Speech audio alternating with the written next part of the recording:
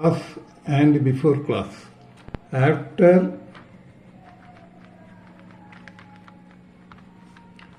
he had done his homework,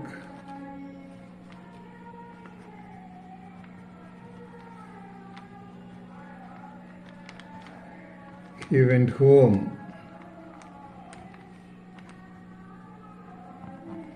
Had done வந்தால் இங்கே simple past tense வரணும். Past perfect வந்தால் சிம்பிள் பாஸ்ட் டென்ஸ் வரும். வேலையை முடித்த பிறகு, ஹோம்ஒர்க்கை முடித்த பிறகு வீட்டுக்கு சென்றான்.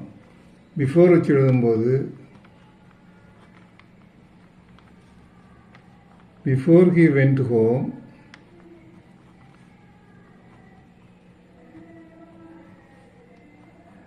he had done his homework.